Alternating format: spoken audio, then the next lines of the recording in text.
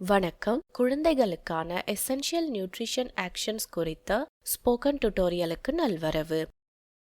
இந்த டுடோரியலில் நாம் கற்க போவது ஊட்டச்சத்து குறைபாட்டினை தவிர்ப்பதற்கான சிறந்த வழிகள், ஊட்டச்சத்து குறைபாட்டினை சமாளிக்க எசென்ஷியல் நியூட்ரிஷன் ஆக்ஷன்களே தடுப்பு அணுகுமுறை ஆகும். முதல் 1000 நாட்களுக்கு இது தேவை. முதல் 1000 நாட்கள் என்பது கரு உருவாவதில் ஆரம்பமாகி குழந்தையின் 2வது பிறந்த நாளில் முடிகிறது. எசென்ஷியல் நியூட்ரிஷன் ஆக்ஷன்கள் ENA என்றும் அழைக்கப்படுகிறது. சிசுவிற்கு முதல் ENAவாக நடத்தப்படுவது தொப்புள் கொடியை கட்டுவதாகும். பிரசவத்திற்கு பின் உடனடியாக தொப்புள் கொடியை வெட்டக்கூடாது. செவிலியர் முதலில் தொப்புள் கொடியின் துடிப்பை உணர வேண்டும். துடிப்பு நின்ற பின்பு கொடியை வெட்ட வேண்டும். தாமதமாக கொடியை கட்டுதல் நஞ்சு கொடிக்கும் குழந்தைக்கும் இரத்த ஓட்டத்திற்கு இடம் கொடுக்கிறது. இது குழந்தையின் உடலில் முதல் 6 மாதங்களுக்கு இரும்பு சக்தியின் சேகரிப்பை மேம்படுத்துகிறது. இப்படி செய்வதனால் குழந்தைக்கு இம்மாதங்களில் இரத்த சோகை வராமல் தடுக்கிறது. தொப்புள் கொடியை கட்டியவுடன் குழந்தைக்கு தாய்ப்பால் கொடுக்க வேண்டும். அதை செய்ய குழந்தையை தாயின் வெற்று உடம்பின் மீது வைக்க வேண்டும். ஒரு குழந்தை பிறந்தவுடன் தாய்ப்பால் அருந்தும் உள்ளுணர்வு நடத்தையுடன் பிறக்கிறது. இந்த நடத்தையினால் அவள் தாயின் மார்பினை எளிதாக கண்டறிந்து தாய்ப்பாலூட்டுதலை துவக்கலாம். இந்த முழு செயல்முறையும் பிரெஸ்ட் கிரால் என அழைக்கப்படுகிறது. பிரெஸ்ட் கிரால் குறித்து மேலும் தகவல் வேறொரு டுடோரியலில் விளக்கப்பட்டுள்ளது. மேலும் விவரங்களுக்கு எங்கள் வலைத்தளத்தை காணவும்.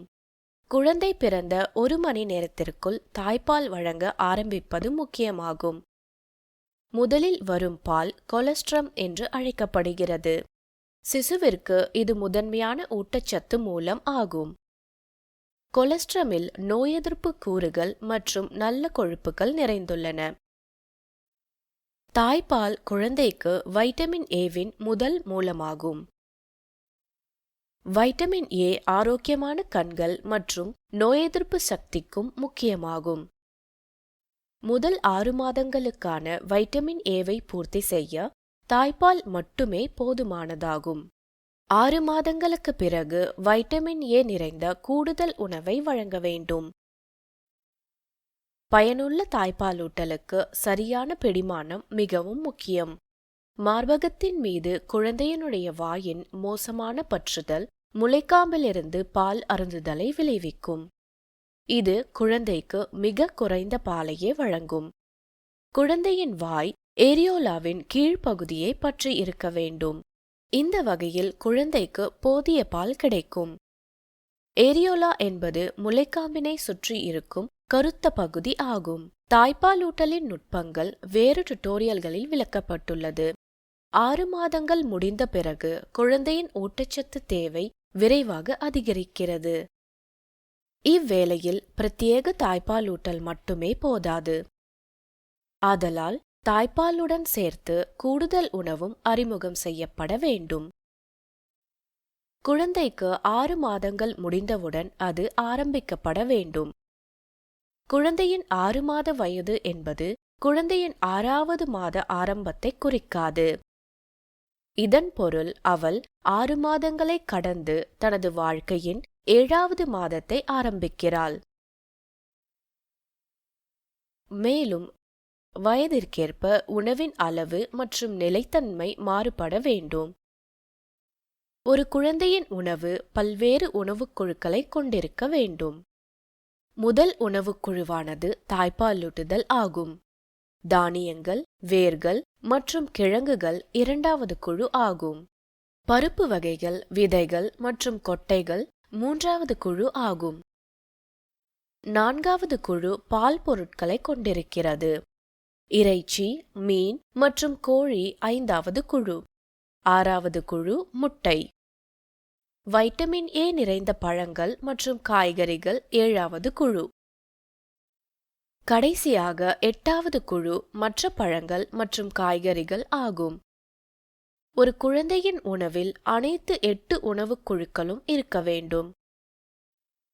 இந்த அனைத்து உணவுகளும் குழந்தையின் வளர்ச்சிக்காக உதவும் ஊட்டச்சத்தை வழங்குகின்றன.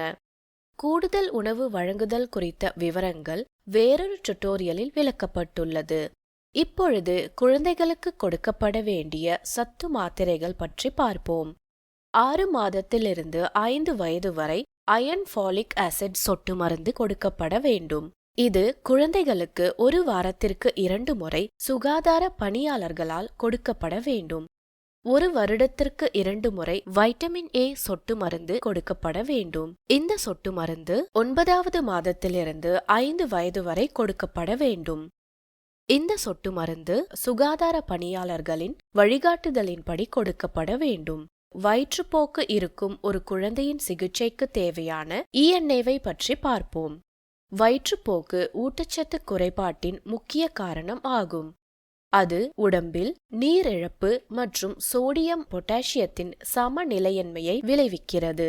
மோசமான சூழலில் சிசு இறப்புகள் கூட ஏற்படலாம். ஆதலால் வயிற்றுப்போக்கினை சரி செய்வது மிகவும் முக்கியமாகும். ORS மற்றும் ஜிங்க் மாத்திரைகள் வயிற்றுப்போக்கினை சரி செய்ய உதவுகின்றன. ORS என்பது ஓரல் ரீஹைட்ரேஷன் சால்ட்ஸ் ஆகும். அது உடலில் நீரோடு சேர்த்து சோடியம் மற்றும் பொட்டாசியத்தை பூர்த்தி செய்கிறது. அது கடைகளில் பவுடர் வடிவில் பாக்கெட்டுகளாக கிடைக்கின்றன. அதனை பயன்படுத்த 1 பாக்கெட் ORS-ஐ 1 லிட்டர் கொதித்து பின் ஆறிய நீரில் சேர்க்கவும். ORS-உடன் சேர்த்து ஜிங்க் மாத்திரையும் அவசியம். ஜிங்க் ஆனது வயிற்றுப்போக்கின் நேரம், அடிக்கடி நிகழுதல் மற்றும் தீவிரத்தை குழந்தைகளிடம் குறைக்கிறது. குழந்தையின் நோய் எதிர்ப்பு சக்தியையும் மேம்படுத்துகிறது.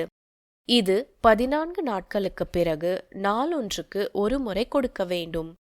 6 மாதத்திற்கும் குறைவான குழந்தைகளுக்கு நாளொன்றுக்கு 10 மில்லிகிராம் ஜிங்க் கொடுக்கப்பட வேண்டும். 6 மாதத்திற்கு மேலான குழந்தைகளுக்கு நாளொன்றுக்கு 20 மில்லிகிராம் ஜிங்க் கொடுக்கப்பட வேண்டும். ஒரு சிறிய ஸ்பூனில் ஜிங்க் மாத்திரைகளை தாய்ப்பால் அல்லது ORS-இல் கரைக்கவும். நீங்கள் கொதித்து பின் ஆறிய நீரையும் பயன்படுத்தலாம். ORS மற்றும் ஜிங்க் மாத்திரைகளை சுகாதார ஊழியரை ஆலோசித்து பின் கொடுக்கவும்.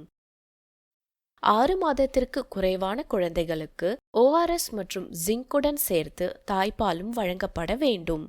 6லிருந்து 24 மாத குழந்தைகளுக்கு தாய்ப்பாலுடன் சேர்த்து கூடுதல் உணவும் வழங்கப்பட வேண்டும்.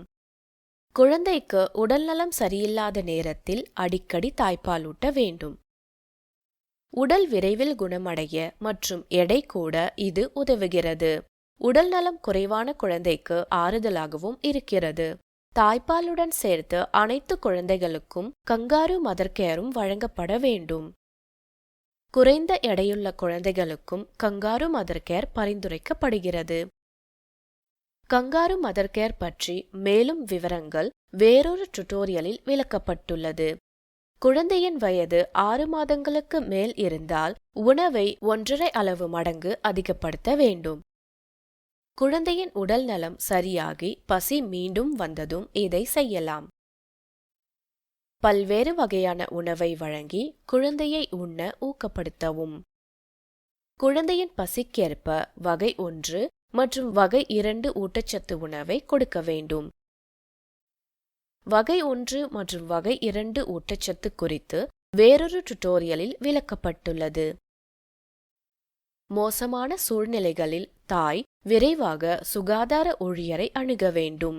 சுகாதார ஊழியர்கள் மோசமாக பாதிக்கப்பட்ட ஊட்டச்சத்து குன்றிய குழந்தைகளை NRC-க்கு பரிந்துரைக்க வேண்டும்.